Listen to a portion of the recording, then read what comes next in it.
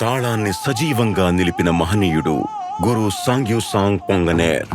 పద్మశ్రీ 2026. ఒకప్పుడు ఈ ప్రపంచం ఒక భిన్నమైన లయతో సాగేది. అది చప్పట్ల కోసం ప్రదర్శించేది కాదు, కేవలం ఒక అస్తిత్వంగా జీవించేది. తరతరాలుగా నాగా ప్రజల కొండల్లో వారి మనసుల్లో డప్పుల మోతలు ప్రతిధ్వనిస్తూ వచ్చాయి. కానీ ఆ మోతలు ఆగితే ఏమవుతుంది?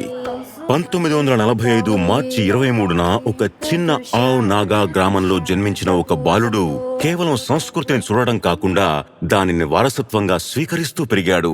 కాలక్రమేణా సమావేశాలు అరుదయ్యాయి, పాటలు మరుగున పడ్డాయి, నృత్యాలు మాయమయ్యాయి. సంపన్నమైన ఆవ్ నాగా వారసత్వం చేజారిపోతోంది. అప్పుడు గురు సాంగ్యూసాంగ్ పొంగనేర్ దాని పునరుద్ధరణకు తన జీవితాన్ని అంకితం చేస్తానని ప్రతిజ్ఞ చేశారు. చిన్నప్పటి నుంచి నేను మా వాళ్ళ పాటలు, నృత్యాల పట్ల నాకు ఆకర్షణ ఉండేది. నా తండ్రి, తాతయ్య, గ్రామ పెద్దల నుండి నేను వాటిని నేర్చుకున్నాను. అప్పట్లో రాతపూర్వకమైన పత్రాలు ఉండేవి కావు, అంతా మౌఖికంగానే అందించబడేది. దాంతో మరింత సవాలుగా ఉండేది.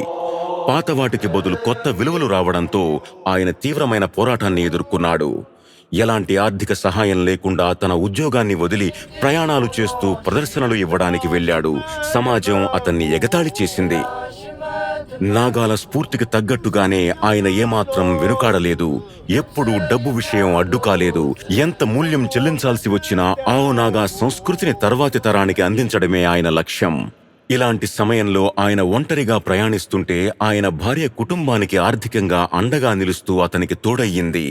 అతని కుటుంబం తోటి గ్రామస్తులతో పాటు గొప్ప బలంగా నిలిచింది. 6 దశాబ్దాల అంకితభావం అపారమైన ఫలితాన్నిచ్చింది. కళా దీక్ష మరియు నాగా వాదిర్ వెల్ఫేర్ కల్చర్ క్లబ్ వంటి కార్యక్రమాల్లో గురు సాంగ్యూసాంగ్ పొంగనేర్ వేలాది మందికి మార్గం చూపి శిక్షణనిచ్చారు. నేడు ఆయన ఆవో నాగా జానపదాలకు అత్యంత వయోవృద్ధులైన గురువు. ఆయన స్వంత జానపద రచనలు స్థానిక, జాతీయ మరియు అంతర్జాతీయ వేదికలపై ప్రదర్శించబడుతున్నాయి. కానీ నేటికి 81 ఏళ్ల వయసులోనూ ఆయన పని పూర్తి కాలేదు.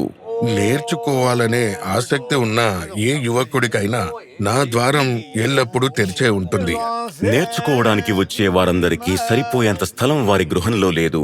అందుకే ఆవ్ నాగా సంస్కృతి వర్ధిల్లేలా ఒక అకాడమీని స్థాపించాలని కలలు కంటున్నారు. సరైన సహకారం లభిస్తే ఆ కలను సాకారం చేయగలనని నమ్ముతున్నారు. కొన్ని వారసత్వాలు పుస్తకాల్లో లిఖించబడి ఉంటాయి, మరికొన్ని లయ రూపంలో కొనసాగుతాయి. డప్పుల శబ్దాలు వినిపిస్తున్నంతకాలం ఆవ్ నాగా సంస్కృతి మరియు ఒక మహనీయుని బోధనలు శాశ్వతంగా నిలిచి ఉంటాయి. గురు సాంగ్యూసాంగ్ పొంగనేర్. పద్మశ్రీ 2026. 100 కోటి వందనాలు.